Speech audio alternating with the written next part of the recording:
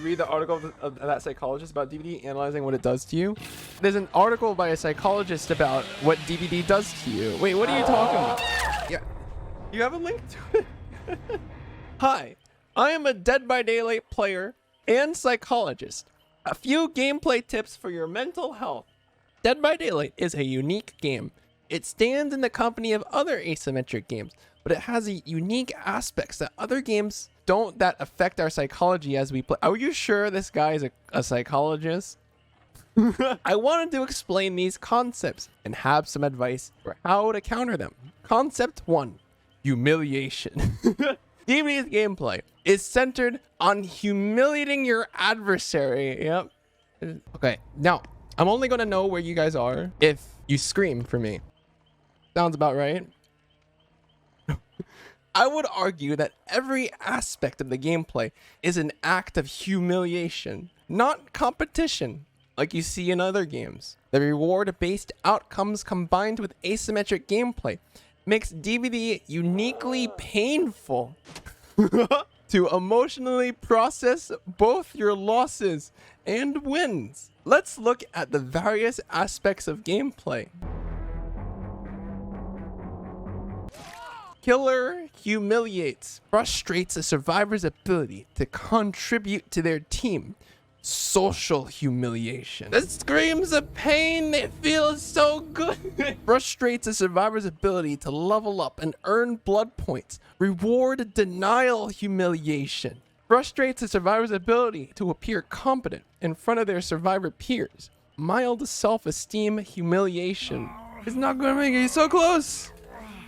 Oh no, the humanity. Survivor humiliates. Frustrates a killer's ability to appear competitive and threatening in the game environment. Yeah, social. Humiliates the killer in post-game chat. I'm saying you are a bum. Why are you so bad at it? Speaking to you makes me feel stupider by the second. I am losing brain cells. Something that while survivors aren't immune to, but have group social support resources to easily heal from. Severe self-esteem humiliation. You talk like your chromosomes went through mitosis. Oh, this one sounds just about right. Okay, concept 2, roller coaster of emotional injury. If a killer wins, but doesn't win right, camping, / some glitch / lag, etc. They are deprived of their celebration by the survivors. Survivor decides whether the killer can celebrate. Level 1 and camping? Question mark.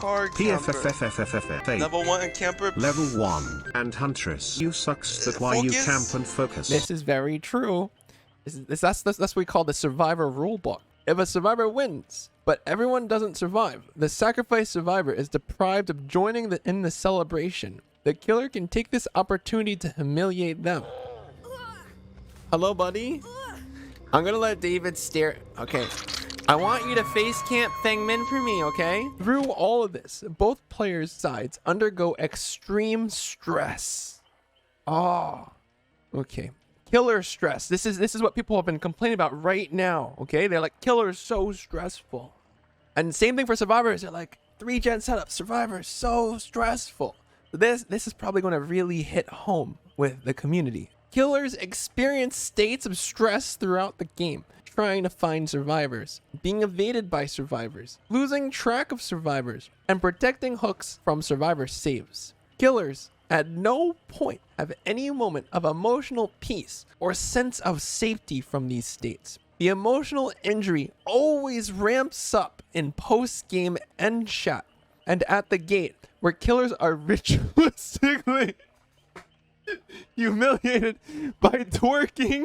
Oh, suck it! Circling in various taunts. Oh, what? Okay. This is like a step-by-step guide on how to piss killers off.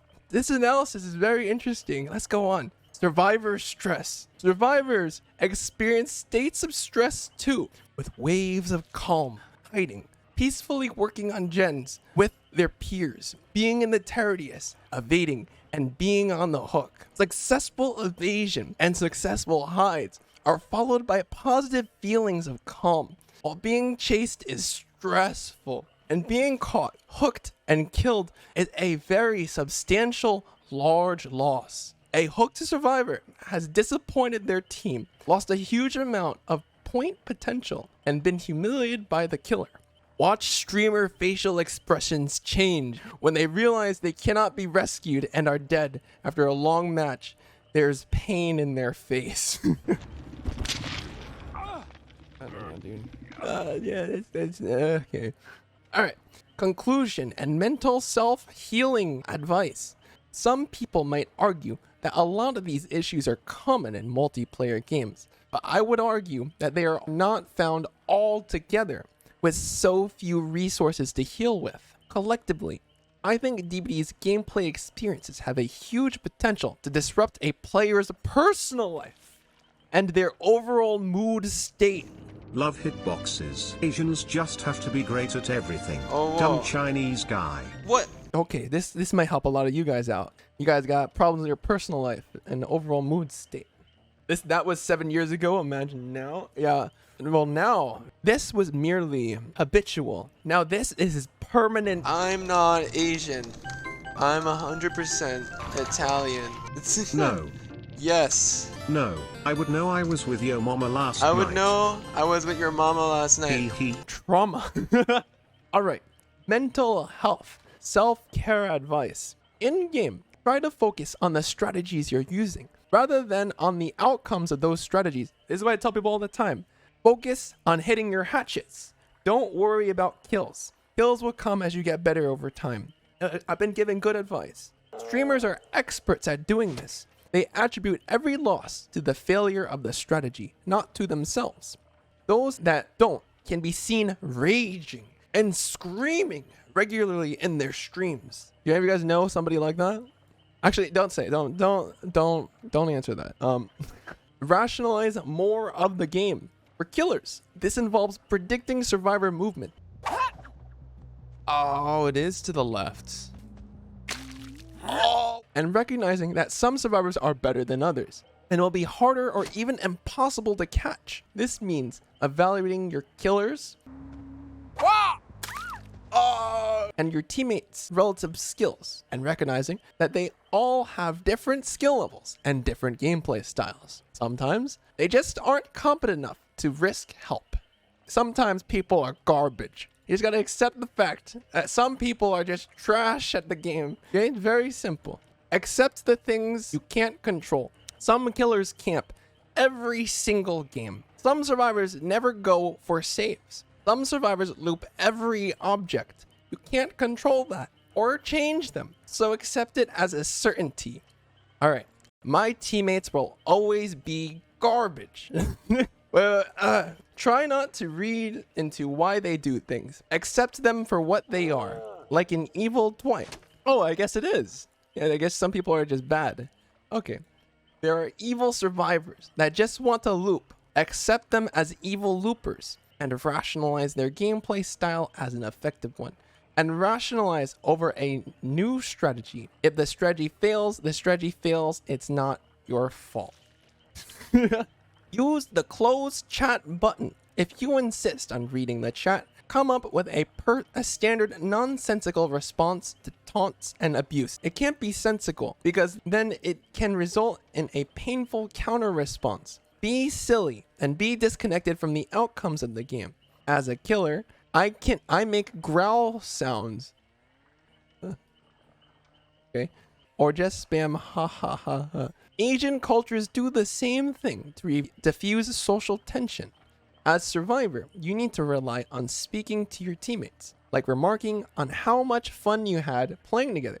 That helps them too. This was a psychoanalysis of a Dead by Daylight psychologist 7 years ago. Now that it is currently 2024, everyone is permanently psychologically damaged. I used to joke about DbD being like a cuck simulator. I guess my instincts were right.